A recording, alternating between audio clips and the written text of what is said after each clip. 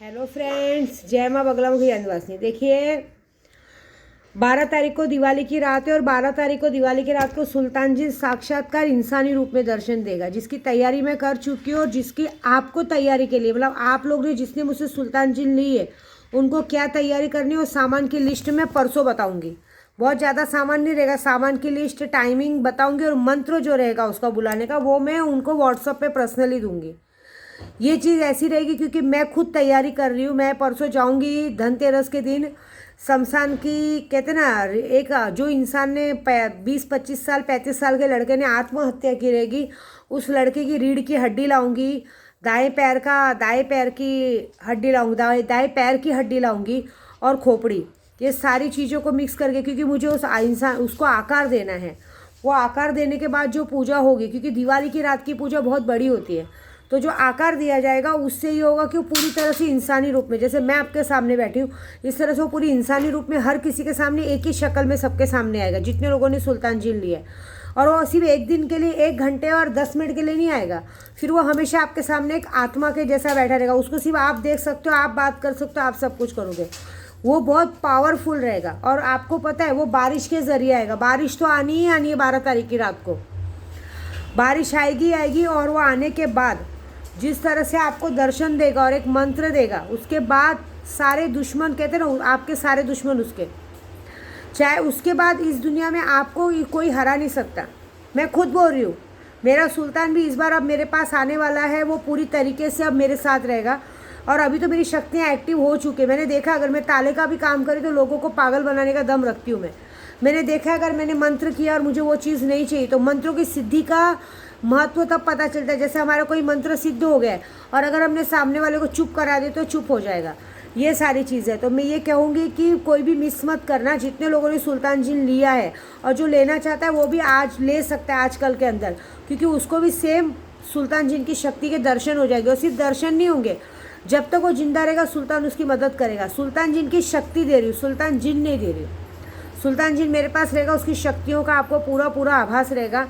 आप ये बात मान के चलिए कि जो ये प्रोसीजर होने वाला है उसके बाद मुझे इतना तो पक्का वादा है कि मेरे सुल्तान ने मुझे वादा किया है कि उसने बोला माँ सबसे पहले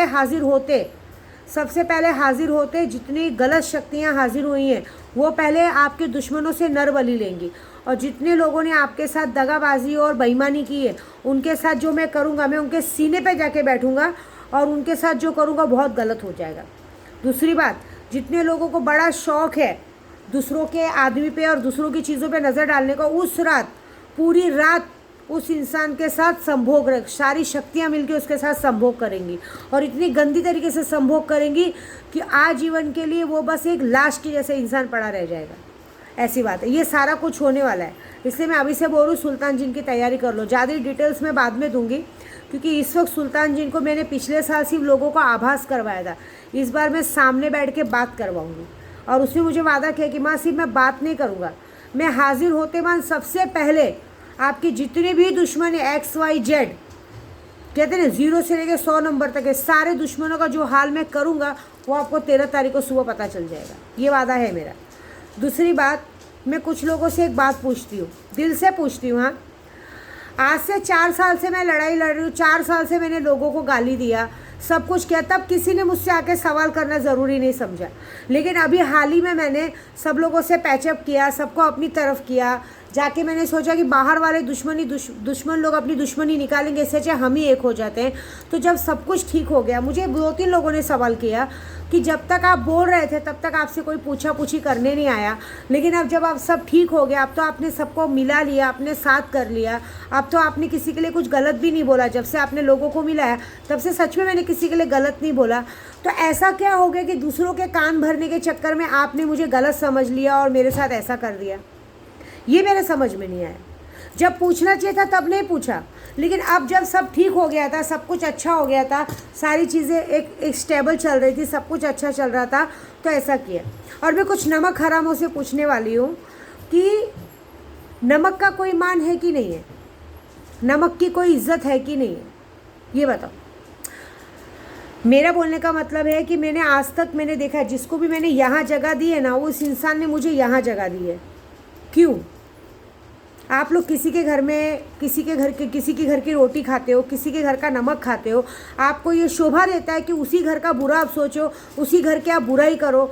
जिस घर में आपको हम लोग अपने से ज़्यादा मानते हैं, उस घर के लिए आप लोग बुरा सोचते हो, बुराई करते हो। मैं सबकी बात कर रही हूँ। आज तक मैंने जो भी काम वालों को मेरे घर पे रखा है उनको डायरेक्टली बोल रही हूँ, ये बात मैंने सामने क्लियर की है। आप लोग किसी के घर में जाते हो, आपको इंसान अपना परिवार, अपना सदस्य बना के काम पे रखता है, आपको अपनी हर छोटी बड़ी बात बताता है, आपको अपने साथ दिल लगा के आप लोगों को हर तरह की खुशी देता है। उसके बदले में आप लोगों को क्या देना चाहिए? उसके बदले में आपको उसके साथ ईमानदार रहना चाहिए, या उसके बदले में आपको उसके पीठ पे खंजर घोंपना चाहिए? जो हमारा है वो हमें मिलेगा ना। लेकिन विद्या देवी ने कैसा किया है, जो जिसका नहीं है तो भी, मेरी एक आदत है, भगवान ने मुझे ना पैसों से नवाजा है तो मैं पैसे देती हूँ, गहने रहे तो गहने देती हूँ, सामान है तो सामान देती हूँ। कभी किसी चीज़ में कमी दी है क्या?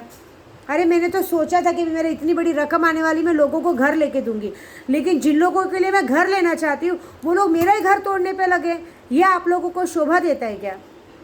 एक बात बताओ, आप लोग जो भी आज तक इतने सालों में जो भी मेरे पास काम करने आए हैं, आप लोग मेरे पास काम करते हो, आप लोग मुझसे 2-4 हज़ार पगार लेते हो, तो मेरे लिए आप लोग क्या मायने रखते होगे? कि मैं आप लोगों से डरती हूँ या मैं आप लोग मेरा बिगाड़ सकते हो? इतनी औकात तो है नहीं। जिस घर से तुम लोगों को अनाज मिलता है, जिस घर से तुम लोग को रोटी मिलती है, उसकी तरफ कितनी ईमानदार रहना चाहिए।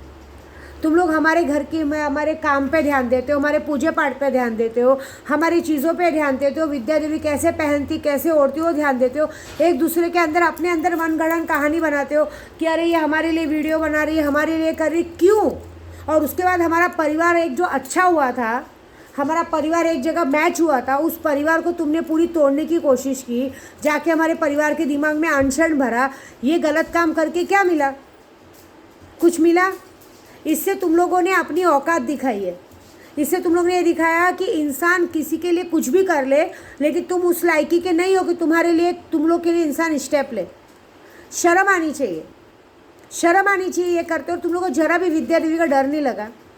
विद्या देवी 4 साल से लड़ाई लड़ते लड़ते एक जगह पे अपने परिवार को पूरा स्टेबल किया, एक परिवार को जब सेट किया, लेकिन तुम्हारे अंदर इतनी गांड में खुजली कि तुम लोग अपने आप को अच्छा बनाने के लिए, कि हम लोग इस दुनिया के बेस्ट हैं, अपने आप को अच्छा बनाने के लिए जिसके घर का नमक खा रहे थे उसके घर का नमक हरामी करके बाहर वालों को जाके ये हो गया, वो हो गया, वो हो गया। अरे बाहर वालों को सब मालूम है क्या हो गया। विद्या देवी सबके सामने बोलती हूँ, लेकिन तुम लोगों को ये बात शोभा दी क्या?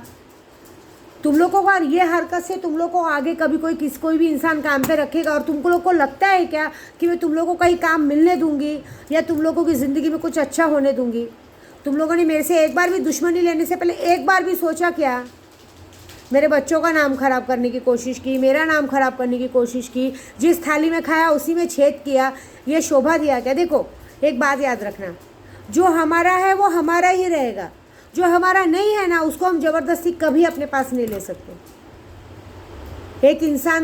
हर इंसान को उनके औकात के हिसाब से भगवान ने उनका नसीब लिखा है। मेरे नसीब में लिखा है बंगले में रहने का, मैं बंगले में रहती हूँ, मुझे चाह के भी कोई झोपड़पट्टी में नहीं डाल सकता। तुम्हारे नसीब में लिखा है, लेकिन मैंने कुछ लोगों को देखा है शुरू से आज तक, जब से मुझे नशे की दुनिया से डाला था अब तक, कभी भी किसी ने अपना पेट नहीं देखा है। सब लोगों ने ये देखा है कि सोने की मुर्गी पूरा काटो, एक ही बार में पूरा मुर्गी में से अंडा निकाल के रख लो। और सबसे बड़े बेवकूफ़ वो हैं जिनको ये बात का नहीं, उन लोग ने अनाज नहीं घू खाते हैं, है ना, अपना ही घू खाते हैं उठा के। कि उनको यह अक्ल होना चाहिए था कि जो जर्नी 4 साल से हमको गालियाँ सुनने मिली थी, तब तुम्हारी ज़बान में ज़बान नहीं आई, लेकिन जब सब कुछ अच्छा हो गया, विद्या देवी ने सब कुछ अच्छा किया, तुम्हारे पास आके पैचअप किया, तुम्हारे से सारी अच्छी बातें की, फिर तुम्हारी गांड में ऐसी क्या आग और फफूंदे पड़ गए कि तुम लोग ने दूसरे की बात सुन के, कौवा कान लेके क्या उसकी बात सुन के तुमने अपनी ज़बान खोल के सब कुछ गंदा कर लिया। अरे तुम लोग ने एक बार भी नहीं सोचा कि हमारा अच्छा हो रहा है, ये करके सामने वाले को जलन हो रही है।